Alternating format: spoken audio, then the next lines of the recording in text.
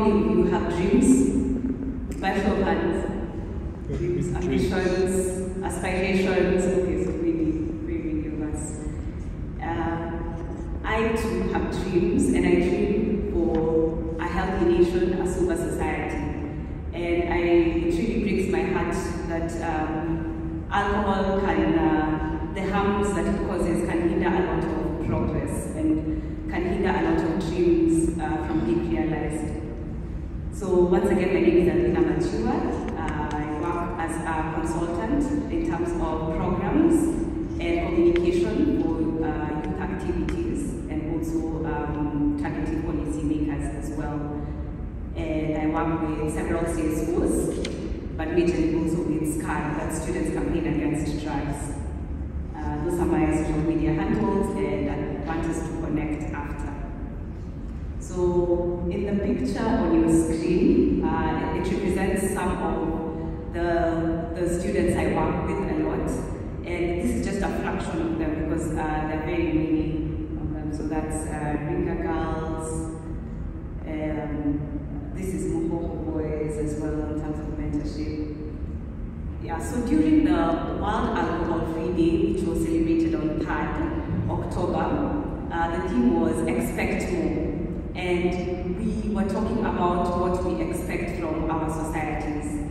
For example, we expect our societies to denormalize drinking alcohol. We expect sober communities. We expect a lot from our communities. And what resonated with me most was expect more creativity from, expect creativity liberated from alcohol.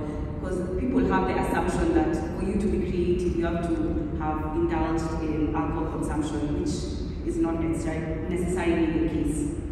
And creativity is something I enjoy so much, I'm passionate about, and I'm a creative at heart.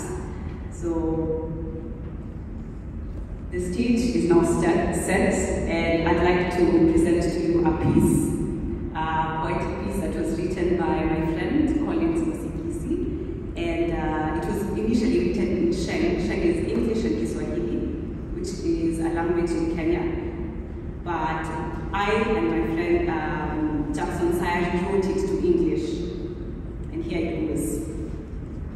In truth, Johnny Walker used to urge us to keep walking, but he never told us the destination. He kept moving in chains, chains, chains. We didn't know he was chaining us with addiction, because they would sip, sniff, and puff. They would puff and pass. They would pass it over. How would we let it pass us by? We would sip, sniff, we would feel it. We would sip, puff, we would cough, almost passing out. They would laugh at us, calling us amateurs. So we decided to reach for our greatness using Guinness, because truly we're made of black, not ice. Then they told us that a real man is a lion. So we burned with desire and started roaring with Pilsner, cat, meth, fed, not too many to mention. Like a pool player hiding the white ball from eye shot, we hid the white of our eyeballs because our eyes turned into red labels. Our lips became black labels, and that baby face somewhat became a zombie. Truly, we were walking, but dead men walking. One day, a guy saw that we had gone too far. He told us, youth, let's quit drugs. We told him, please, nah, take it easy. It's not drugs, it's just Pilsner. Oh, we felt we were strong as lions. And Johnny told us, keep walking, but he never showed us the destination. The road was fun. We had many fans. Even when we were broke, we were still funded. Give us, what's the big deal? Nowadays, doesn't everyone have a drink in their hand? We went above the head and below the belly, and still, Johnny told us, keep walking, but he never showed us the destination. Alcohol, cat, and tobacco became the order of the game. We were moving from human to herbivore, from radiant to ruminant. While some men boasted of their steel weapons, ours were just sleeping. We had gone from dominant to dormant, or is it dormant? the future generation was not promised. Love is blind, they say. I guess I agree. See, Scott fell in love with liquor. See, now he's blind. Lubanzi used to be a ladies' man, but when he downs his doors, he has double vision and still pursues both.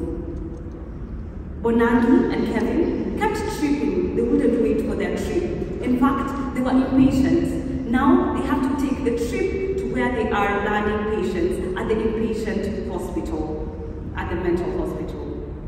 And still, Tony told us, keep walking, but he never showed us the destination. The road that was once full of fun and fun became rough and rugged. Turns out the path was filled with immorality and shattered dreams. The destination was to be blindness and even death.